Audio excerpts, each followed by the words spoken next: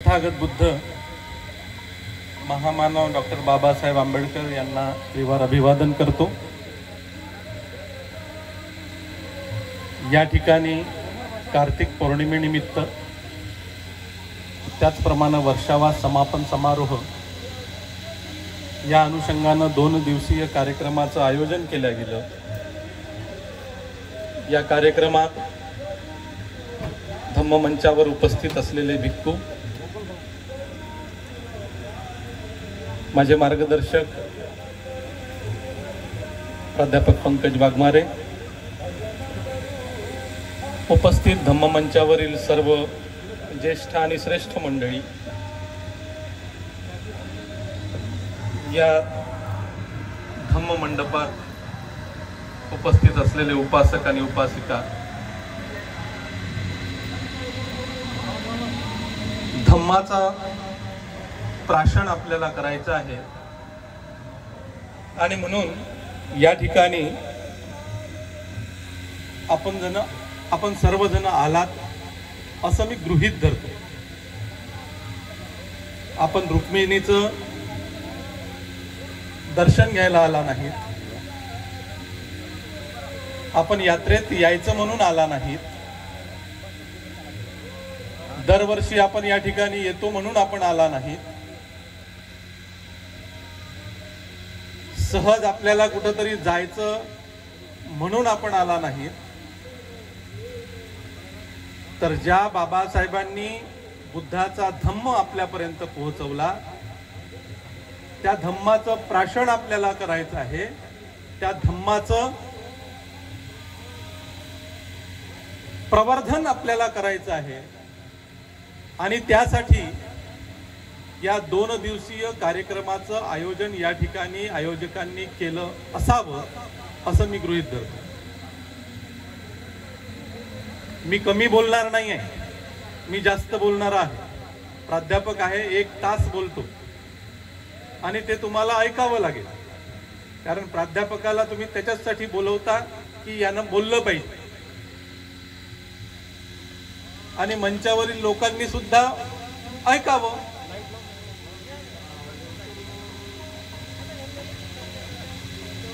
आणि आता आदर सत्कार आपला भरपूर झालेला आहे।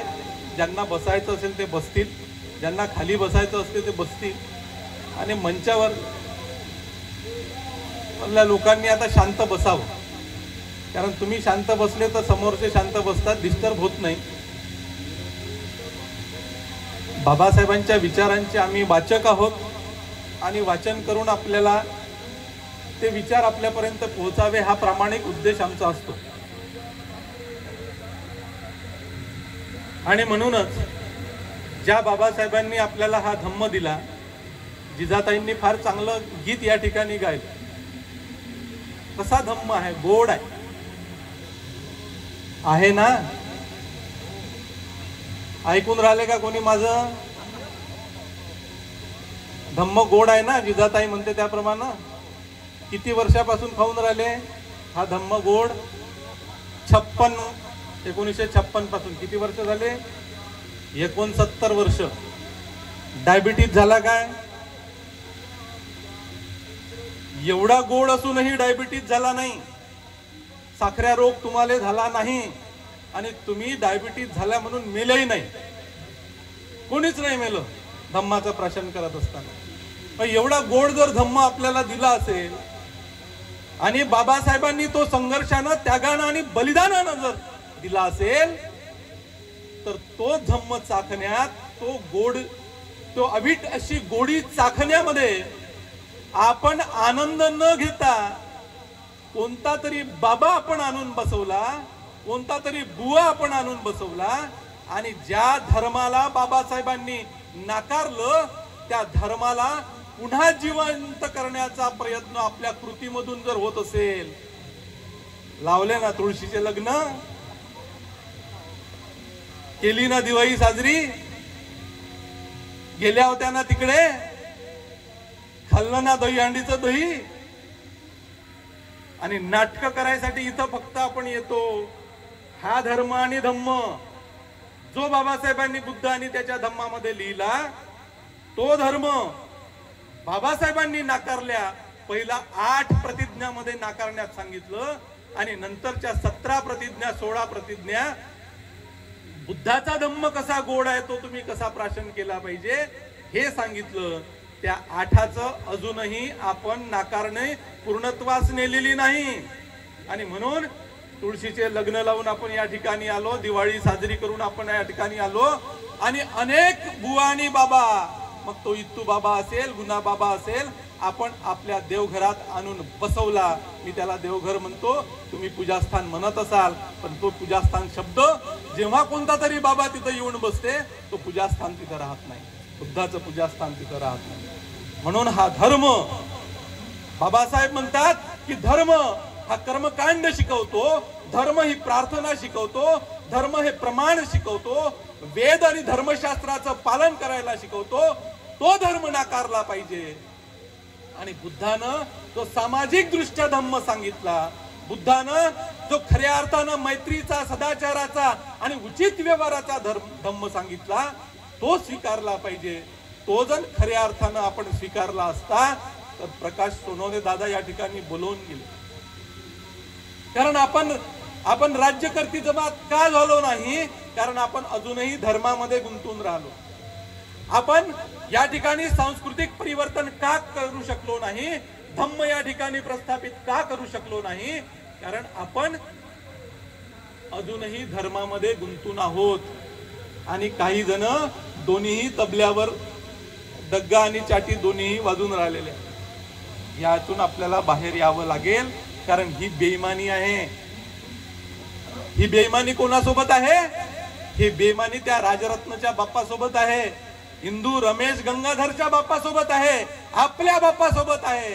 आणि ही बेईमानी करणारी जर आपण औलाद असू तर या ठिकाणी राज्यकर्ती जमात धम्माची प्रस्थापना कधीही या ठिकाणी होणार आहे. म्हणून त्यासाठी कृती त्या पद्धतीने आपल्याला करावी लागेल. ते कृतीयुक्त नमुने या ठिकाणी निर्माण करावं लागेल. तो पॉवरफुल मोटिव्ह फोर्स या ठिकाणी निर्माण करावा लागेल, जो खऱ्या अर्थाने बाबासाहेबांनी निर्माण करायला सांगितला. मला असं वाटते आता आपल्याला ही भूमिका पार पाडायची. आपण संविधानला ऐकायला आले, आपण रात्रभर त्याला ऐकणार आहोत.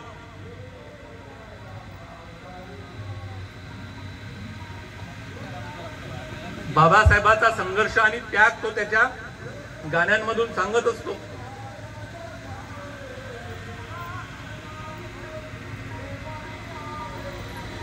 तो संघर्ष आणि त्याग जो गाण्यांमधून आपल्याला संविधान सांगणार आहे,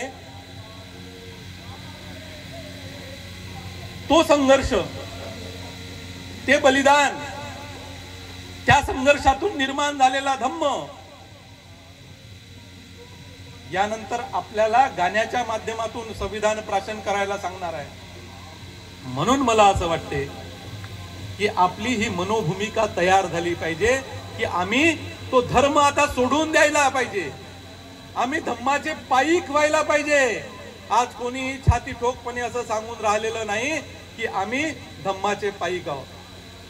आम्ही पाहतो आमच्यासारखे तर दुचाळ लोक अनेक आहे सुशिक्षित. एका ग्रुपवर जिथे बाबासाहेबाच्या ग्रुपवर असते तिथे बरोबर धम्मचक्र प्रवर्तन दिनच्या शुभेच्छा पाठवतात, मंगल कामना लिहितात, आणि दुसरा ग्रुप असला का तिकडे दसऱ्याच्या शुभेच्छा देतात. ही जी बेईमानी तुम्ही स्वतःच्या मनासोबत करता, ही जी लुचाळी तुम्ही स्वतःच्या मनासोबत करता, कशी धम्माची प्रस्थापना होणार? आणि बाबासाहेबांनी सांगितल्याप्रमाणे हा धम्म जर सामाजिक असेल तर पहिल्यांदा हे आपल्याला निश्चित करावं लागेल की आपण सामाजिक आहोत काय. या प्रश्नापासून या भाषणाची सुरुवात झाली पाहिजे की आपण सामाजिक आहो काय. कारण सामाजिक असेल तरच चळवळ निर्माण होऊ शकते. जर ही चळवळ आपल्याला प्रस्थापित करायची असेल, आंबेडकरी चळवळ, आंबेडकरी विचारांच्या माध्यमातून प्रस्थापित करायची असेल तर आपण सामाजिक असायला पाहिजे. आणि मग प्रश्न येतो की चळवळ म्हणजे काय, आंदोलन म्हणजे काय, मुवमेंट म्हणजे काय. सातत्यानं घडणारी, उलगडणारी आणि उमलणारी प्रक्रिया म्हणजे चळवळ असते. ती सातत्यानं घडत असते. आज काल आपण भूमिपूजन केलं. ही चळवळ सुरू झाली विहार बांधण्याची. अनेक अडथळे या ठिकाणी येतील. वाघमारे सरांनी, ढोणेंनी आणि संपूर्ण या टीमनी, पूर्ण ही जी कमिटी आहे या कमिटीनं ठरवलेलं आहे की आम्हाला इथं बांधायचं आहे विहार. टुमदार सुंदर असं विहार बांधायचं आहे. कशासाठी बांधायचं आहे? चळवळ चालवण्यासाठी. कोणती चळवळ चालवण्यासाठी? धम्माची चळवळ चालवण्यासाठी, आंबेडकरी चळवळ चालवण्यासाठी. आणि म्हणून ही आता सातत्यानं घडणारी प्रक्रिया आहे आणि त्यातून काहीतरी उमलणार आहे. आणि ही चळवळ चालवत असताना, कोणतीही सामाजिक चळवळ चालवत असताना आपल्या ध्येयाची निश्चिती झाली पाहिजे. बाबासाहेबांनी ते ध्येय निश्चित केलं होतं. We want to bring complete social and cultural revolution in this land of disparity. या विषमतामय देशामध्ये संपूर्ण सामाजिक आणि सांस्कृतिक क्रांती घडवून आणणं हे माझं ध्येय आहे. असं जेव्हा बाबासाहेब म्हणतात, एक लक्षात घेतलं पाहिजे, बाबासाहेबांचं हे ध्येय का आहे? संपूर्ण सामाजिक आणि सांस्कृतिक हे ध्येय का आहे? बाबासाहेबांनी राजकारणाला साधन का मानलं? आणि ध्येय बाबासाहेबांनी स्वतःला, मला या देशामध्ये राजकीय चळवळ प्रस्थापित करायची आहे किंवा राजकीय समता आणायची आहे, हे ध्येय ठेवलेलं नाही. हे ध्येय सामाजिक आणि सांस्कृतिक चळवळीचं बाबासाहेबांचं आहे. म्हणून बाबासाहेबांनी भारतीय संविधान लिहिल्यानंतरही धम्म आपल्याला का दिला, या गोष्टी लक्षात ठेवायला पाहिजे. आपण एक मताचा अधिकार बाबासाहेबांनी दिला. राजकीय समता बाबासाहेबांनी या ठिकाणी निर्माण केली. राजकीय लोकशाही संविधानाच्या माध्यमातून या ठिकाणी निर्माण केली. या देशातल्या अस्पृश्य लोकांचा, कोट्यावधी लोकांचा उद्धार भारतीय संविधानानंच फक्त होऊ शकत नाही, तर त्यांना धम्माची गरज आहे. म्हणून 6 वर्षानंतर बाबासाहेबांनी धम्म का दिला? आणि बाबासाहेबांनी घेतलेली प्रतिज्ञा सामाजिक आणि सांस्कृतिक परिवर्तनाची, सामाजिक आणि सांस्कृतिक आमूलाग्र परिवर्तनाची, हे जे ध्येय बाबासाहेबांनी ठरवलं होतं, या 2 घटनांवरून आपल्याला लक्षात येते की बाबासाहेबांनी सामाजिक आणि सांस्कृतिक या 2 क्षेत्रावर मोठ्या प्रमाणात लक्ष का दिलं. का बाबासाहेबांनी संविधानही दिलं? का बाबासाहेबांनी त्यानंतर 6 वर्षांनी धम्म दिला? या 2 गोष्टीकडे आपल्याला लक्ष ठेवावं लागेल. आणि या दोन्ही घटनांमध्ये आपल्याला एक दिसते की या देशातली विषमतामय परिस्थिती नष्ट होण्यासाठी ह्या दोन्ही घटना कारणीभूत ठरतात. संविधानानं राजकीय समिता दिली, विषमता नष्ट झाली. परंतु आर्थिक आणि सामाजिक विषमता संविधान लागू झाल्यानंतरही कायम राहणार, असं बाबासाहेबांनी 25 नोव्हेंबर 1949लाच भाषणात सांगितलं. कारण आपण अशा विचित्र परिस्थितीत आपण जाणार आहोत की जिथे राजकीय समता तर आहे, पण सामाजिक आणि आर्थिक समता त्या ठिकाणी राहील नाही, तिथे विषमता आहे. ती सामाजिक आणि आर्थिक समता आणण्याचा प्रयत्न बाबासाहेबांच्या राज्य समाजवादातून केला, पण तो पूर्णतः यशस्वी झाला नाही. आणि म्हणून बाबासाहेबांनी 6 वर्षांना बुद्धाचा धम्म दिला. बुद्धाच्या धम्मात ही सामाजिक समता आहे, बुद्धाच्या धम्मात ही आर्थिक समता आहे. ही राजकीय, सामाजिक आणि आर्थिक समता, जी राजकीय समता संविधानानं दिली, त्याच संविधानामध्ये सामाजिक आणि आर्थिक समता सुद्धा डायरेक्टिव्ह प्रिन्सिपलनं टाकून दिले. पण इथल्या राज्यकर्त्यांनी त्याच्याकडे दुर्लक्ष केलं आणि म्हणून बाबासाहेबांनी 6 वर्ष वाट पाहिली, बुद्धाचा धम्म या ठिकाणी दिला. या सर्व घटनांकडे आपण बारकाईनं पाहिलं पाहिजे. कारण जोपर्यंत आपण या घटनांकडे बारकाईनं पाहणार नाही, तोपर्यंत आपण बाबासाहेबांचे अनुयायी म्हणून घेण्याच्या लायकीचं नाही. आणि म्हणूनच अजूनही आपण धर्मामध्ये गुंतून आहोत, कारण धम्माची जी गोडी आहे, ती गोडी आपल्याला चाखता येऊन राहिलेली नाही. जी विषमता या देशामध्ये आहे, ती विषमता बाबासाहेबांनी बुद्धाचा धम्म म्हणून आपल्याला दिल्यानंतर ती संपली. ती सामाजिक आणि आर्थिक विषमता. ते आपल्याला समान मानत नसतील, इतर धर्मीय आपल्याला समान मानत नसतील, पण जेव्हा आपण बुद्धाचा धम्म अंगीकारला, तेव्हा माणूस म्हणून जगायला शिकलो, आपल्याला फक्त आरक्षणानं मोठं केलं नाही, आरक्षण तर अनेक जातींना मिळालं, आपल्यासोबतच 58 जातींना मिळालं, 59 पैकी 58 जातींना सुद्धा आरक्षण मिळालं. त्यांची काय परिस्थिती आहे आणि ज्यांनी धम्म स्वीकारला तो कोणत्याही जाती आणि धर्माचा असेल त्याची काय परिस्थिती आहे याचं विश्लेषण तुम्ही करायला पाहिजे, याचं निरीक्षण आपण करायला पाहिजे. आणि नंतर आपल्या लक्षात येईल की बाबासाहेबांनी फक्त आरक्षण संविधानामधून जर दिलं असतं तर आपण माणूस म्हणून जन्माला आलो नसतो. 22 प्रतिज्ञामधली मग प्रतिज्ञा आठवा की आज माझा नवीन जन्म होतोय. आपला नवीन जन्म 26 जानेवारी 1950 ला झाला नाही तर आपला नवीन जन्म 14 ऑक्टोबर 1956 ला झाला. केव्हा झाला? जेव्हा आपण धम्माला ग्रहण केलं. म्हणून हा धम्म एवढा श्रेष्ठ का आहे? कारण तो तुम्हाला सामाजिक बनवतो, तो समाजाशी तुम्हाला जोडतो, तो समाजापासून तुम्हाला आयसोलेट करत नाही, तो समाजापासून तुम्हाला दूर नेत नाही. आणि म्हणून आपण सामाजिक असलं पाहिजे. जेव्हा आपण सामाजिक असतो तेव्हा आपल्याला सामाजिक चळवळ चालवता येते, तेव्हा आपल्याला धम्माची चळवळ चालवता येते. आणि मग सामाजिक चळवळ चालवत असताना आपल्याला आपलं ध्येय निश्चित करावं लागतं. काय आहे आपलं ध्येय? आपलं जीवन जगण्याचं ध्येय काय आहे? मला जीवन कशासाठी जगायचं आहे? कारण आपण ध्येय निश्चित करत नाही, कारण आपल्या विचारांमध्ये क्लॅरिटी नाही. आपण विचारांमध्ये क्लॅरिटी नसल्यामुळं, विचार आपले स्पष्ट नसल्यामुळं, विचाराचं स्वीकारणं आपलं स्पष्ट नसल्यामुळं मग कोणीही येते आणि टिकली मारून जाते, कोणीही येते आणि काहीतरी आपल्याला सांगून जाते आणि आपण त्यावर विश्वास ठेवतो. म्हणून आपल्याला आपल्या वैचारिक स्पष्टतेचा भाव आपल्या कृतीतून दिसला पाहिजे. 14 ऑक्टोबर 1956 ला जर आम्ही धम्म स्वीकारला असेल तर त्या धम्मानं सांगितलेलं, बाबासाहेबांच्या 22 प्रतिज्ञेनं सांगितलेलं प्रत्येक गोष्ट आम्हाला आचरणात आणावी लागेल. कारण बाबासाहेबांना हा समाज आदर्श बनवायचा होता.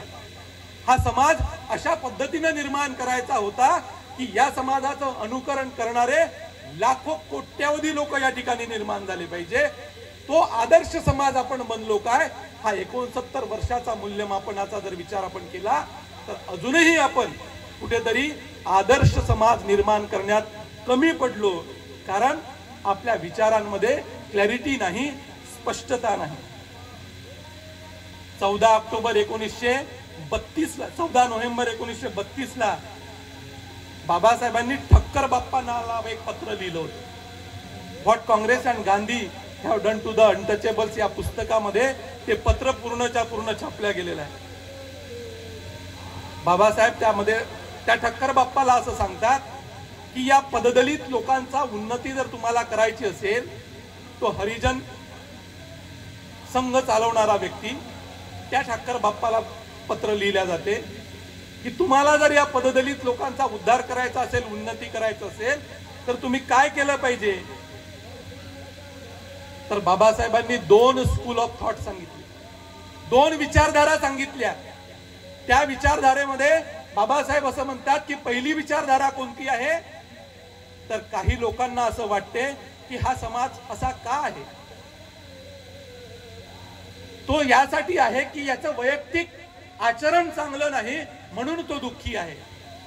मग वैयक्तिक आचरणावर जोर दिला गेला आणि वैयक्तिक आचरणासाठी मग याला शिक्षण नाही तर त्याच्यासाठी शाळा काढणे, वाचनालय काढणे, क्रीडा केंद्र काढणे, सहकारी संस्था काढणे, पतसंस्था काढणे, संस्कार केंद्र चालवणे, अशा माध्यमातून आपण या पददलितांचा उद्धार करू शकता असं ठक्कर बाप्पाला लिहितात. ही पहिली विचारधारा बाबासाहेब म्हणतात. दुसरी विचारसरणी बाबासाहेब म्हणतात की दुसरी, हा समाज दुःखी का, हा उपाशी का, हा दारिद्र्य का, हा अज्ञानी का, हा जीवन जगत असताना अनेक संकटांना याला तोंड का द्यावं लागते?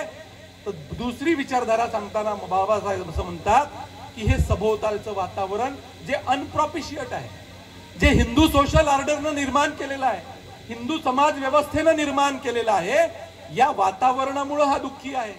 या वातावरण, या जाती व्यवस्था, वर्ण व्यवस्थेमुळं हा अज्ञानी आहे, हा दरिद्री आहे आणि हा जातीवादाचा शिकार आहे.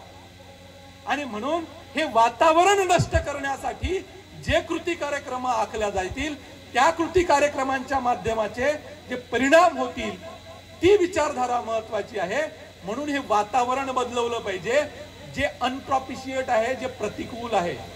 म्हणून प्रॉपिशिएट सोशल इन्व्हायरमेंट, अनुकूल वातावरणाची निर्मिती करा, असं ठक्कर बाप्पाच्या पत्रात बाबासाहेब लिहितात की यांच्यासाठी अनुकूल वातावरणाची निर्मिती करून यांचा स्तर, आर्थिक, सामाजिक, राजकीय सर्व प्रकारचा स्तर या समाजाचा उंचावला गेला पाहिजे. हा प्रयत्न जर होत असेल तर खऱ्या अर्थानं तुम्ही पददलित लोकांसाठी काम करता आहात. म्हणून बाबासाहेबांनी संविधान दिलं, धम्म दिलं, आरक्षण दिलं, राजकीय, सामाजिक, आर्थिक सर्व बाबासाहेबांनी आपल्याला का दिलं? याच्यामुळं स्तर उंचावला. बाबासाहेबांनी निव्वळ शाळा कॉलेजेस काढत बसले नाही, बाबासाहेब सहकारी पतसंस्था काढत बसले नाही, बाबासाहेब वाचनालय काढत बसले नाहीत. ते प्रातिनिधिक स्वरूपात केलं. पण त्याच्याही पेक्षा हे अनप्रॉपिशिएट सोशल इन्व्हायरमेंट जे आहे, हे प्रतिकूल वातावरण जे माणसाच्या, इथल्या पददलिताच्या हिताचं नाही, ते नष्ट करण्यासाठी बाबासाहेबांनी प्रयत्न केले. आणि म्हणून प्रॉब्लेम ऑफ रुपीज असतील, बुद्ध आणि त्याचा धम्म असेल, भारतीय संविधान असेल, हे असं वातावरण जे अनुकूल आहे ते निर्माण करण्यासाठी बाबासाहेबांनी प्रयत्न संपूर्ण जीवनभर केलेला आपल्याला दिसतो. आणि म्हणून बाबासाहेब म्हणतात की ही दुसरी विचारधारा महत्वाची. मग ही दुसरी विचारधारा पददलित वर्गांना आपले अधिकार काय आहेत हे त्यांना सांगावं लागेल. बाबासाहेबांनी इथल्या सुशिक्षित वर्गाला सुद्धा आदेश दिलेला आहे, तुम्ही तुमच्या अज्ञानी दरिद्री बांधवांपर्यंत पोहोचलं पाहिजे, त्यांना त्यांचे नागरी अधिकार सांगितले पाहिजे, त्यांना समजावून सांगितले पाहिजे तुमचे अधिकार काय आहेत, तुमचे हक्क काय आहेत, त्या हक्क मिळवण्यासाठी तुम्ही कोणती चळवळ चालवली पाहिजे हे सांगितलं पाहिजे. आणि म्हणून नागरी हक्काच्या प्राप्तीसाठी आंदोलन या लोकांनी करावं, यासाठी त्यांना उद्युक्त केलं पाहिजे. असे कार्यकर्ते तुम्ही त्यांच्यापर्यंत पोहोचवा, असे मार्गदर्शक तुम्ही त्यांच्यापर्यंत पोहोचवा. आजही या गोष्टीची गरज आहे असं मला वाटतं. माझा इथला समाज मोठ्या प्रमाणात अशिक्षित आहे, अज्ञानी आहे, दरिद्र्याने पिचलेला आहे, त्याला त्याचे नागरी अधिकार काय आहेत हे माहित नाही. आणि म्हणून आम्हाला लालूच दिल्या जाते, नाही नाही तू माझी लाडकी बहीण आहे बाप्पा, घे ना 2000 रुपये देणं, तू 2 लाखाचं वोट, 2 करोडचं वोट दे, मग मी 70,000 करोड खाऊन पचवून देतो. ही लाडकी बहीण, नागरी हक्क तुम्हाला तुमच्यापर्यंत पोहोचवल्या गेले नाही, म्हणून हिनं सत्यानाश अख्ख्या या राज्याचा केला, अख्ख्या देशाचा सत्यानाश या लालचेमुळे झालेला आहे. आम्हाला आमचे नागरी हक्क, आमचा हक्क आहे, आमचं मतदान करणं हा आमचा हक्क आहे. मतदान कोणाला करावं हे आम्ही आमच्यापर्यंत पोहोचवलं नाही, आपल्यापर्यंत पोहोचवलं नाही. म्हणून इथला सुशिक्षित खऱ्या अर्थानं दोषी आहे की का नागरी हक्क तुम्ही सांगितले नाही यांना, यांना मतदानाचा हक्क कसा बजवायचा हे का सांगितले नाही. हे लालचे पोटी, 2000 पोटी, 500 रुपयापोटी एक पावटी, एक पाव मटण याच्या मागे का जातात हे अजूनही सुशिक्षित वर्ग सांगू शकला नाही. हे खऱ्या अर्थाने खंत या ठिकाणी मी व्यक्त करतो. त्यात मी सुद्धा दोषी आहे हे मी मान्य करायला तयार आहे. आणि म्हणून नागरी हक्क त्यांचे काय असा सांगणारा मार्गदर्शक वर्ग तयार करा असं ठक्कर बाप्पाला झाकणार. दुसरं काम काय करा, बाबासाहेब त्या पत्रात लिहितात, वर्तमान काळात समान संधीची पायमल्ली होताना दिसते. इक्वॅलिटी ऑफ ऑपॉर्च्युनिटी यांना कोणतीही संधी नाही. हे अस्पृश्य आहेत म्हणून यांना संधी नाही, पददलित आहेत म्हणून यांना संधी नाही, जाती व्यवस्थेनं तोडलेले आहेत, ब्रोकन मॅन आहे, तुटलेले आहेत या व्यवस्थेपासून, म्हणून यांना संधी नाही. त्यांना संधी उपलब्ध करून द्या. तुम्हाला जर खऱ्या अर्थानं पददलित वर्गाची उन्नती करायचं असेल तर त्यांना तुम्ही संधी उपलब्ध करून दिली पाहिजे. आजही ते आपल्याला जसंच्या दिसत दिसते. आज ऑपॉर्च्युनिटीज गमावलेले आपण आहे, जे हातात होतं तेही आपण गमावून बसलेलो आहे. रोजगाराच्या संधी आज नाही, नोकरी आपल्याला नाही, उत्पादन साधनांवर एकाधिकार अडाणी आणि अंबानीचा मोठ्या प्रमाणात होताना दिसतो। संविधानाच्या तरतुडीकडे दुर्लक्ष होताना आहे। राज्याची मार्गदर्शक तत्वे पायदळी तुडवल्या जात आहे आणि सिंगल पोस्ट आहे, ही पोस्ट भरता येत नाही, याच्यात रिझर्वेशन नाही, रिझर्वेशन आपलं नष्ट होताना दिसत आहे। या सर्व गोष्टींचा जर विचार घेतला तर 1932 मध्ये बाबासाहेबांनी त्या ठक्कर बाप्पाला लिहिलेलं पत्र आजही जसंच्या तसं जरी अंमलात आणलं तरी त्याचे परिणाम निघू शकतात। आपल्या जवळून रोजगार काढून घेतला, रोजगार काढून घेतला म्हणून आरक्षण नाही आहे, त्या आरक्षणाचा फायदा नाही आहे। आता सरकार भरती करणार नाही, सरकारी भरती होणार नाही, आश्वासन 2 कोटी रोजगाराचं दिल्या जाते, परंतु 2000 रोजगार या ठिकाणी भरल्या जात नाही। मग भरल्या काय जाते तर पोलीस भरती। 15,000 जागा प्राध्यापकांच्या या महाराष्ट्र राज्यामध्ये खाली असताना 30,000 जागा पोलीस भरतीच्या भरल्या जातात। तुमचे बाबासाहेबांनी म्हटल्याप्रमाणे higher education means that education to occupy the strategically post in the state. मोक्याच्या जागा तुम्ही बळकावल्या पाहिजे, त्या मोक्याच्या जागा तुमच्यापासून काढून घेतल्या जातात। त्यांनी लॅटरल एंट्रीच्या माध्यमातून इथं पद भरणं सुरू केलं। ही लॅटरल एंट्री जर अशा पद्धतीने होत असेल तर तुमच्या जागा कुठे आहेत, म्हणून तुमचं आरक्षण धोक्यात आहे। प्रकाश सोनवणेंनी ज्या पद्धतीने म्हटलं की राज्यकर्ती जमात बनली पाहिजे, राज्यकर्ती जमात बनण्यासाठी आपण आपली वैचारिक स्पष्टता नसल्यामुळं खऱ्या अर्थानं ज्या गोष्टीकडे आपण जायला पाहिजे त्या गोष्टीकडे जात नाही आणि भलत्याच गोष्टीकडे आपण जाताना दिसतो।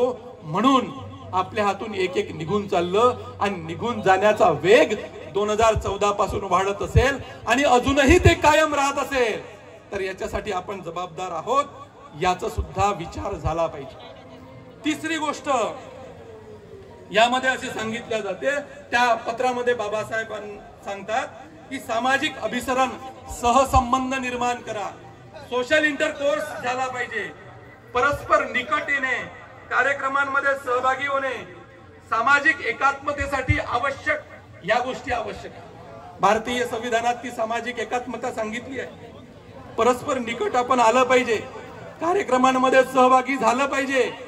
सामाजिक एकात्मतेसाठी त्या गोष्टी राष्ट्रीय एकात्मतेसाठी आवश्यक आहे।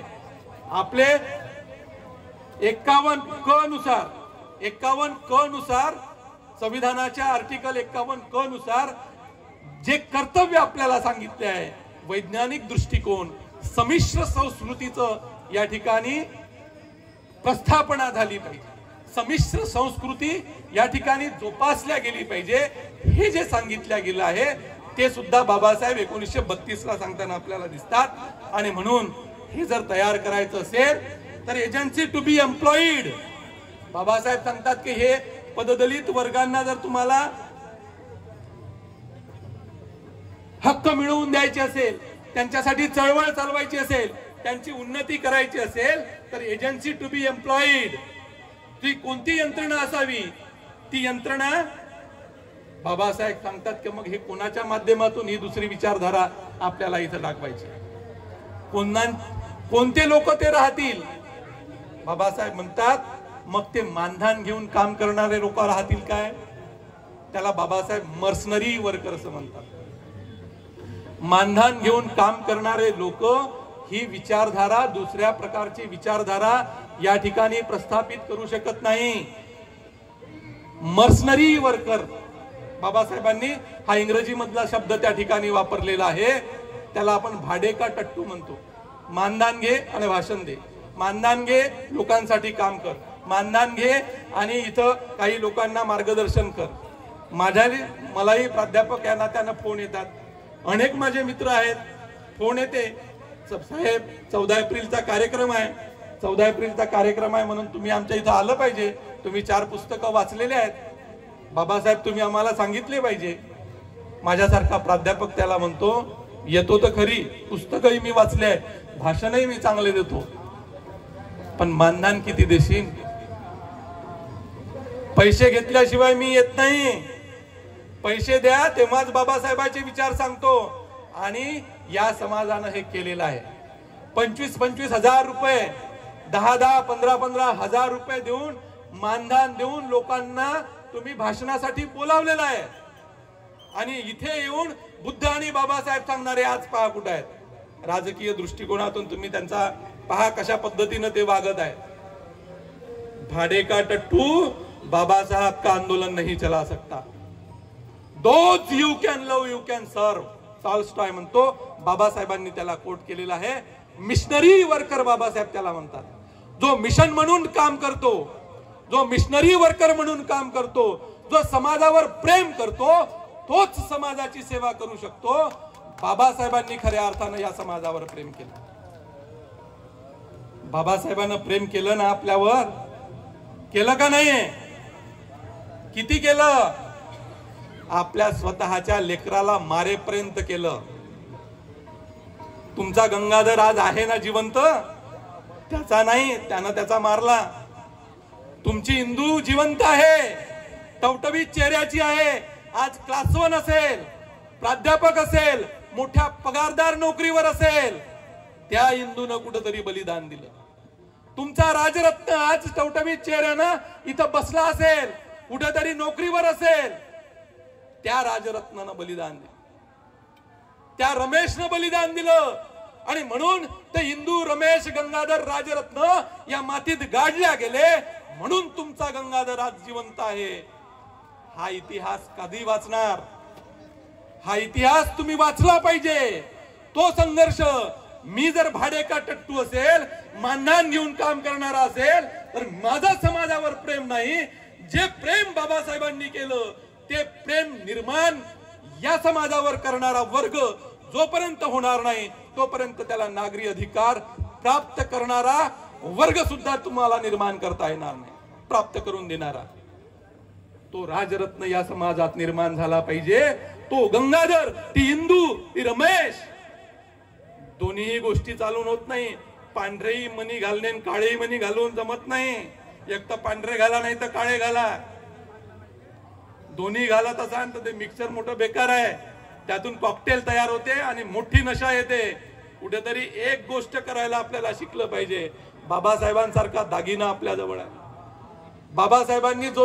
बाबासाहेबांनी एवढं मोठं सोनं आपल्या जवळ असताना आपण चांदी आणि लोखंडाच्या मागे जर लागत असेल, कोणता नागडा बुवा आणि कोणता उघडा बाबा जर आपण आजूबाजूला आणून बसत असेल, तर याचा सुद्धा विचार झाला पाहिजे. त्या बलिदानाचा विचार झाला पाहिजे, त्या त्यागाचा आणि संघर्षाचा विचार झाला पाहिजे. आणि म्हणून दीवानगी की हद तक काम करने वाला बाबासाहेब त्या हिंदीच्या पुस्तकात म्हणतात, missionary worker single mind devotion to one task and one task only. दीवानगी की हद तक काम करणारा, खऱ्या अर्थानं ही चळवळ माझी आहे असं मानणारा वर्ग या ठिकाणी निर्माण झाला पाहिजे. कारण त्यासाठी तो संघर्ष, त्याग आणि बलिदान बाबासाहेबांच्या इतिहासामध्ये आपल्याला दिसून येतो.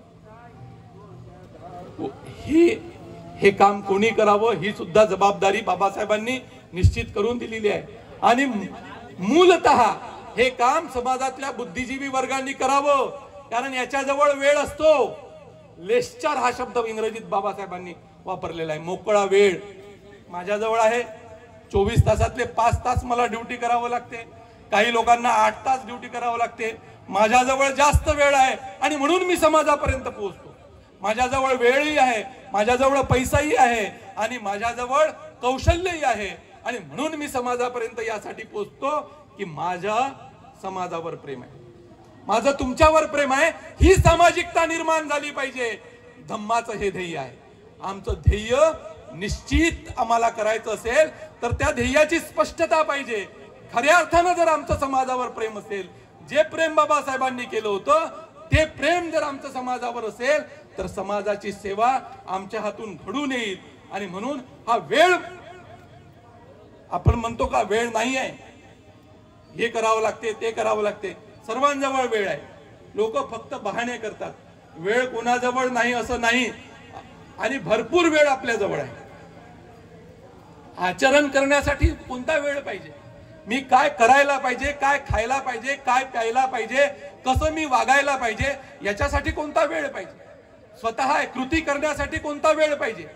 आपण आपल्या मनाचे, खऱ्या अर्थानं आपण आपल्या मनाला अधीन असलं पाहिजे आणि त्याच्यासाठी मनावर आपल्याला संस्कार चांगले करायला पाहिजे. आणि म्हणून मला असं वाटते की आपण या संस्काराच्या माध्यमातून आपली संस्कृती निर्माण करायला पाहिजे। मग आपली संस्कृती काय हा सुद्धा प्रश्न निर्माण होतो। काय आहे आपली, व्हॉट इज अवर कल्चर, आमची संस्कृती काय? मग आम्ही म्हणतो की नाही आमची बुद्धाची संस्कृती आहे, आमची खूप प्राचीन संस्कृती आहे आणि म्हणून बुद्धाची संस्कृती आहे तर ती संस्कृती आमच्या सण आणि उत्सवामधून दिसली पाहिजे, ती संस्कृती आमच्या वागण्या बोलण्यातून दिसली पाहिजे, ती संस्कृती आमच्या लग्नांमधून दिसली पाहिजे, आमच्या समारंभांमधून दिसली पाहिजे, ती संस्कृती पदोपदी आमच्या कृतीमधून दिसली पाहिजे, तर खऱ्या अर्थानं आमची संस्कृती आहे। नाहीतर इकडले घ्या तिकडले घ्या, ताजबाबालाही जा, इत्तूबाबालाही जा, गुणाबाबालाही जा, असं जर आम्ही करत राहिलो तर आम्ही स्वतःच्या मनाला आम्ही बेईमान होतो आहे। ही बेईमानी आता सोडावं लागेल। 69 वर्ष झाले, या 69 वर्षाचा गोषवारा आपण पूर्ण करायला पाहिजे, पूर्ण करून घ्यायला पाहिजे आणि यातून आपल्याला एक लक्षात येईल आणि मग जेव्हा आपण स्वतःचं परीक्षण करू, स्वअवलोकन करू, स्वनिरीक्षण करू, तेव्हा आपल्याला दिसेल की माझं कुठेतरी चुकतं आहे। जर चुकतो आहे हा प्रश्न आपल्या मनात निर्माण झाला तर ते दुरुस्त करण्यासाठी सुद्धा बुद्ध आणि त्याचा धम्म आहे। बुद्ध आणि त्याच्या धम्मामध्ये या सर्व गोष्टी सांगितलेल्या आहेत की माणूस जर चुकत असेल तर त्यानं त्याच्या मनावर कसे संस्कार करावे आणि हे संस्कार जर आपल्याला चांगले पाहिजे असेल तर बुद्धाचा महामंगल सूत्रामध्ये जी संगत आपली धर्मासोबत आहे ती संगत आपल्याला सोडून द्यावं लागेल। असे वनाच बालानंग पंडितानंग सेवना, असे वनाच बालानंग पंडितानंग सेवना, पूजाच पूजनीयानंग एतं मंगलमुत्तम। मूर्ख लोकांच्या संगतीत राहणं बंद करावं लागेल, धर्म मानणाऱ्या लोकांच्या संगतीत राहावं बंद करावं लागेल, ज्ञानी लोकांच्या संगतीत आपल्याला जावं लागेल। ज्ञान कुठे आहे तर ज्ञान बाबासाहेबांजवळ आहे, ज्ञान कुठे आहे तर ज्ञान बुद्धाच्या धम्मामध्ये आहे आणि या संगतीत आपल्याला यावं लागेल। या ठिकाणी तुम्ही लोक आलेत, कालपासून आले असाल, तुम्हाला धम्माच्या संगतीत राहावंसं वाटते, ती आवड आहे। जिजाताईंनी म्हटल्याप्रमाणे ते आवड यासाठी आहे की ती गोड आहे, धम्माची चव गोड आहे आणि ती आवड तुमच्यामध्ये निर्माण झाली आहे म्हणून कालपासून तुम्ही या ठिकाणी आला आणि ही चळवळ सुद्धा तुम्हालाच, कारण जे झोपले आहे ते झोपू द्या, हे तुम्हाला चालवायची आहे। इथं उपस्थित असणारे लोक जे आहे हे बाबासाहेबांवर प्रेम करणारे आहे, बाबासाहेबांवर प्रेम करणारे आहे म्हणून बाबासाहेबांचं काम करणारे आहेत, बाबासाहेबांचं काम करणारे आहे म्हणून चळवळ चालवणारे आहेत। तुम्ही खऱ्या अर्थानं चळवळीसाठी पात्र आहात आणि येणाऱ्या काळात ही चळवळ आपल्याला चालवायची नाही करे ना बाकीचे आपण आहो ना। भीमा तुझ्या मताचा माणूस शोधताना, भीमा तुझ्या मताचा माणूस शोधताना, माणूस तुझ्या मताचा मी का न होऊ शकलो, लोक तुझ्या मताचे 5 शोधताना सुरुवात स्वतःपासून मी का न करू शकलो, सुरुवात स्वतःपासून मी का न करू शकलो। घातकांच्या वागण्याने होऊन व्यथित मी, घातकांच्या वागण्याने होऊन व्यथित मी, माझ्यातलाच भीम मी का उणे करत गेलो, भीमा तुझ्या मताचा माणूस शोधताना। इंदू रमेश गंगाधर, इंदू रमेश गंगाधर तू पाहिले मरताना, इंदू रमेश गंगाधर तू पाहिले मरताना, तुझा राजरत्न मी का न होऊ शकलो, तुझा राजरत्न मी का न होऊ शकलो। संविधान भारताचे, संविधान भारताचे आणि तू दिला तो धम्म, संविधान भारताचे आणि तू दिला तो धम्म, हे 2 शस्त्र घेऊन लढण्या मी निघालो। निर्धार वाचविण्याचा, निर्धार वाचविण्याचा जनमानसांना, निर्धार वाचविण्याचा जनमानसांना, मनुस्मृती पुन्हा एकदा जाळण्या मी निघालो, मनुस्मृती पुन्हा एकदा जाळण्या मी निघालो। मनुस्मृती आचरण करणाऱ्यांनी आपलं डोकं वर काढलेलं आहे। बाबासाहेबांनी ती मनुस्मृती जाळली, ती वृत्ती अजूनही जरी गेली नसली तरी ती सतत जाळत राहावी लागणार आहे। आणि ती जाळण्यासाठीची ताकद अशा कार्यक्रमांमधून निर्माण होते। अशा कार्यक्रमांमधून सामाजिक ऐक्याची भावना निर्माण होते, सामाजिक ऐक्य होते आणि खऱ्या अर्थानं हे आंदोलन पेटत जाते। आणि जेव्हा हे आंदोलन पेटते तर अशा अनेक मनुस्मृती आपण जाळू शकतो। आणि म्हणून आपल्याला ही जबाबदारी आता घ्यावी लागेल की आम्हाला या मनुस्मृती आचरण करणाऱ्यांना हा धडा शिकवावा लागेल की येणाऱ्या काळात भारतीय संविधान, बुद्धाचा धम्म, बाबासाहेबांनी दिलेले विचार आणि बाबासाहेबांची चळवळ ह्या सर्व गोष्टी चालवण्याची जबाबदारी आजच्या प्रसंगी आपण घेऊया। आपण मला पुन्हा बोलावलं याबद्दल आपला आभार व्यक्त करतो। थांबतो। जय भीम, जय भारत।